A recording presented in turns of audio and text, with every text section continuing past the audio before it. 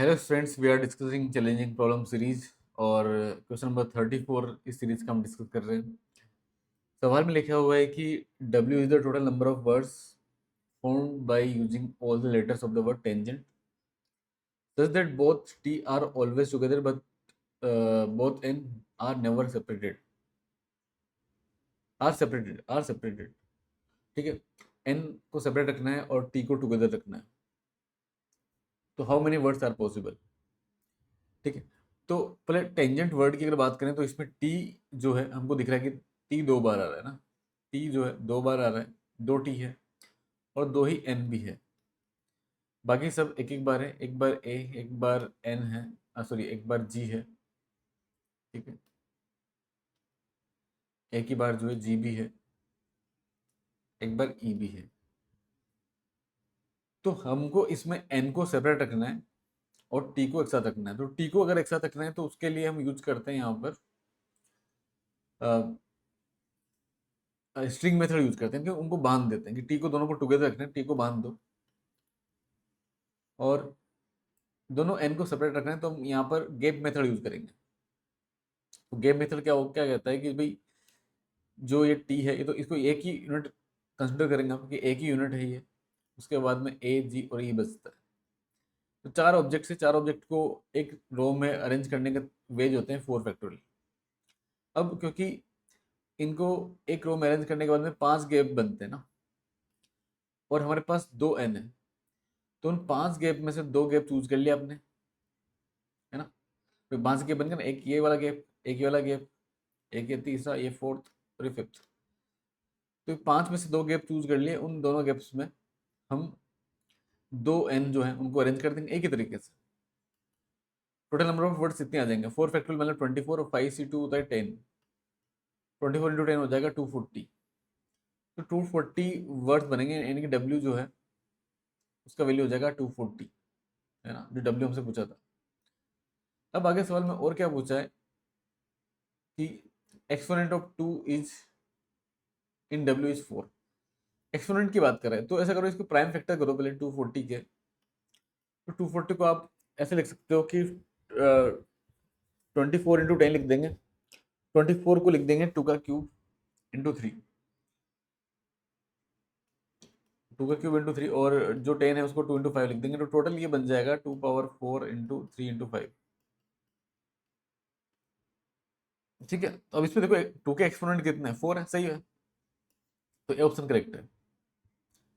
Number of divisor of W. अच्छा, number of divisors कैसे find करते हैं? देखो फॉर्मूला क्या होता है, जैसे आप प्राइम फैक्टर्स लिख लिए, जैसे 2 पावर मान लो p है, कोई भी नंबर की बात कर रहा हूँ जनरली, कोई भी मान लो n कोई नंबर है, फिर 2 पावर p है, 3 पावर मान लो q है और 5 पावर r है, बाकी 7 भी मानो 7 पावर कुछ s है। तो नंबर ऑफ डिवाइजर्स कैसे निकालोगे आप? टोटल नंबर ऑफ डिवाइजर्स कैसे निकालोगे? p plus one into Q plus one into R plus one into S plus one, ऐसे निकालते हैं ना, ये तरीका रहता है। तो इस सवाल के लिए फॉर्मूला लगाएंगे तो क्या आंसर आ जाएगा? 4 plus one into 1 plus one into 1 plus one, ये आंसर आएगा। पहले प्राइम फैक्टराइज कर लो उनको, प्राइम फैक्टर के एक्सपोनेंट के फॉर्म में उस नंबर को लिखना होता है, जैसे यहाँ पे 240 था उसको लिखा हमने, और फिर ये फॉर्मूला अप्लाई किया तो यहाँ पे आ गया 5 इंटू 2, 10 इंटू 2, 20। तो बी ऑप्शन भी करेक्ट है, मतलब, है ना। फिर आते हैं सी ऑप्शन पे, इसमें क्या लिखा है? Number of even divisors of W R 4। तो इवन डिवाइजर्स कैसे फाइंड करेंगे? इवन डिवाइजर्स फाइंड करने के लिए देखो क्या करते हैं कि एक 2 तो होना ही चाहिए उस डिवाइजर में। तो ये जो 1 हमने एक्स्ट्रा यहाँ पे लेते हैं, ये 1 इसलिए लेते हैं कि क्या क्या पता ये नंबर हमने ना लिया, मतलब एक भी 2 ना लिया उसके लिए, नंबर ऑफ सिलेक्शन ऑफ 2। तो यहाँ पर 2 को सिलेक्शन करने के कितने तरीके हैं? तो 5 तरीके हैं भाई। हो सकता है आपने एक 2 लिया हो सकता है एक भी 2 ना लिया हो ना, कोई भी 2 नहीं, कुछ भी नहीं लेना, एक भी 2 नहीं लिया, कुछ भी 2 नहीं लिया ना, कोई भी 2 नहीं लिया, कुछ नहीं लिया आपने 2 का, फिर एक 2 लिया, 2 पावर 1 लिया, 2 2 ले लिए, 3 2 ले लिए और 4 2 ले लिए। तो 1 2 3 4 5, 5 तरीके बनते हैं, इसलिए 5 जो आया था ना यहाँ पर, ये 5 इसलिए आया था। तो इवन डिवाइजर्स मतलब उसमें 2 से डिवाइड होना चाहिए, मतलब एक 2 तो होना ही चाहिए ना उसमें कम से कम। तो ये तरीका आप हटा देंगे, यहाँ से आ जाएगा 4 इंटू 2 इंटू 2, तो कितना हो जाएगा? 16 हो जाएगा ना, 16 आंसर आ जाएगा। बट इसमें आंसर कितना दिया है, नंबर ऑफ इवन डिवाइजेस 4, जो कि गलत है। हाँ, अगर नंबर ऑफ और डिवाइजेस पूछता तो आप बोलते 4, क्योंकि इवन डिवाइजेस 16 है तो और डिवाइजेस 4 होंगे, तो ऑप्शन सी गलत हो जाएगा। ऑप्शन डी की बात करते हैं। ऑप्शन डी की अगर आप बात करोगे तो उसमें क्या लिखा हुआ है कि number of ciphers at the end of WR1। Number of ciphers मतलब कि एंड में कितने जीरो हैं, तो 240 में एंड में कितने जीरो हैं भाई, एक ही जीरो है, तो आंसर सही है। तो जो लास्ट वाला सवाल है, डी, ऑप्शन डी भी करेक्ट है यहाँ पर, तो A B D are correct. ठीक है, तो इस तरीके से हमने सोल्व किया, परमुटेशन एंड कॉम्बिनेशन का ये सवाल था, challenging problem number 34। Next problem आप ले लीजिए, चैलेंजिंग प्रॉब्लम नंबर 35। ठीक है,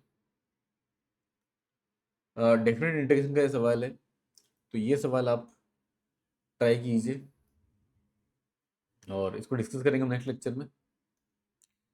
अभी के लिए इस लेक्चर में इतना ही, ठीक है। अच्छा, जो भी आपको आंसर आ रहा है वो कमेंट जरूर करो, या कुछ भी आप जो है आंसर से रिलेटेड क्या आ रहा है नहीं आ रहा तो कमेंट कर दो कि सर नहीं आया समझ में, क्या हिंट दे दो, क्योंकि ये सवाल डिस्कस किया जाएगा, है ना। तो नेक्स्ट लेक्चर में डिस्कस किया जाएगा, तो नेक्स्ट डे को डिस्कस किया जाएगा, ठीक है। तो आप कमेंट कर सकते हैं कि इसका क्या हिंट रहेगा, या फिर कुछ भी आप कुछ सोच रहे हैं तो वो कमेंट जरूर कीजिए, ठीक है। ठीक है, तो मिलते हैं फिर नेक्स्ट लेक्चर में, अभी के लिए इतना ही।